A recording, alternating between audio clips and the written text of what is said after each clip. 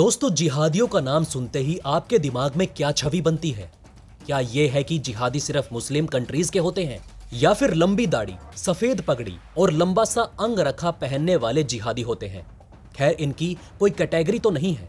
तो आखिर जिहादी कौन होते हैं और इनके जिहाद बनने के पीछे क्या कारण होते हैं? इन सभी सवालों को जानने के लिए इस वीडियो को दोस्तों अंत तक जरूर देखिए। दोस्तों, 2016 में पूर्वी अफ्रीका के देश सामोलिया, सीरिया से लेकर पाकिस्तान, अफगानिस्तान और उत्तरी अफ्रीका के देश लीबिया में हमला हुआ।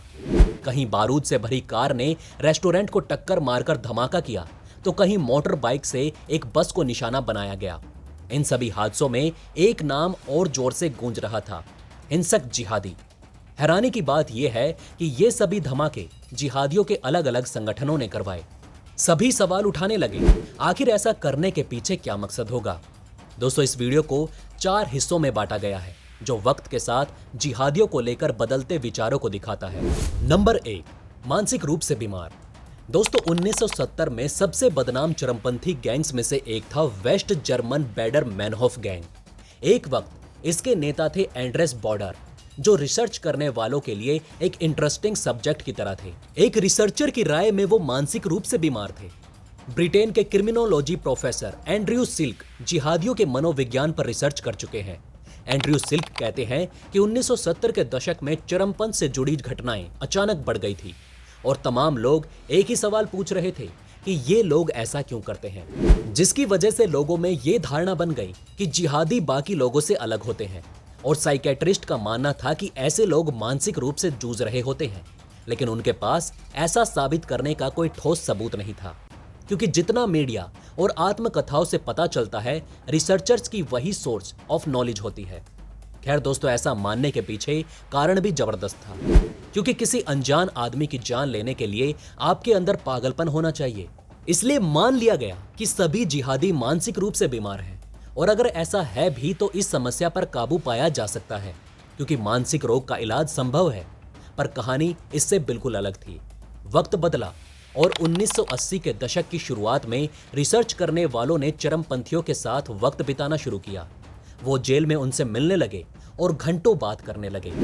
ऐसा करते हुए रिसर्चर्स ने पाया कि सरकारें और इस मामले में रिसर्च करने वाले लोग जिहादियों को लेकर जो सोचते हैं, उनमें से ज्यादातर बातें सही नहीं हैं।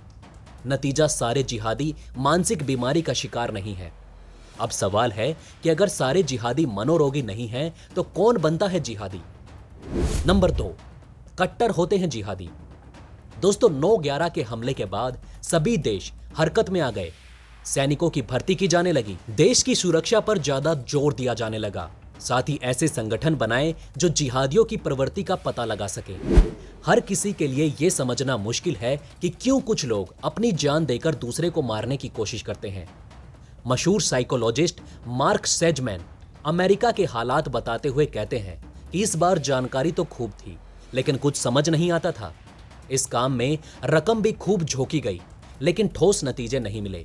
कोई भी सामान्य लक्षण ना मिलने के कारण यह मान लिया गया कि जिहादी कट्टर होते हैं। वो सब धार्मिक विचारधारा से प्रेरित हैं। मार्क सेजमैन कहते हैं कि जिहादियों को लेकर यह बताया गया कि जो इस्लाम को लेकर जितना ज्यादा आस्थावान है, उनके पास चरमपंथी घटना को अंजाम देने की संभावना उतनी ज्यादा है, जबकि हकीकत में मामला ऐसा नहीं था। सरकारें जिहादियों को रोकने के लिए तमाम रणनीति ये सोचते हुए बनाती है कि जिहादी धार्मिक तौर पर कट्टर होते हैं, लेकिन मार्क सेजमैन और जिहादियों के साथ वक्त बिताने वाले कई दूसरे एक्सपर्ट्स की राय ये सच नहीं मानती। वो सभी मजहबी तौर पर कट्टर नहीं हैं। मार्क कहते हैं कि कई दूसरे लोगों की तरह जिहादियों को भी किसी खांचे में नहीं बांधा जा सकता। जिहादी वो व्यक्ति है जिसे समुदाय को खतरा है, और कोई भी जिहादी हो सकता है। नंबर 3, जिहादियों की राय। बेल्जियम के मोलेनबिक टाउन को जिहादियों का स्वर्ग कहा जाता है। इस पर नए उभरते रिसर्चर नाफिज हामिद ने बताया कि जब हम जिहादियों से बात करते हैं, तो सवालों को एक कॉमन पैटर्न में रखा जाता है, जैसे आपका बैकग्राउंड क्या है, अपने परिवार के बारे में बताइए, क्या बचपन में आपको लगता था कि आपको कोई अहमियत नहीं दी जा रही। हामिद ने कई जिहादियों से बात की और वो इस नतीजे पर पहुंचे कि सोशल एनवायरनमेंट और जिहादियों को जोड़कर नहीं देखा जा सकता। हिंसा करने वाले जिहादी अमीर, गरीब, मध्यम वर्गीय, कामकाजी वर्ग, खास पढ़े लिखे और फिर कम पढ़े लिखे कैसे भी हो सकते हैं। नफीस हमीद दो अलग अलग जगह के जिहादियों के बारे में बताते हैं। पहला, ऐसे लोग जिन्हें इसलिए तैयार किया जाता है कि वो खुद को किसी मकसद के लिए लड़ने वाला योद्धा मान लेते हैं।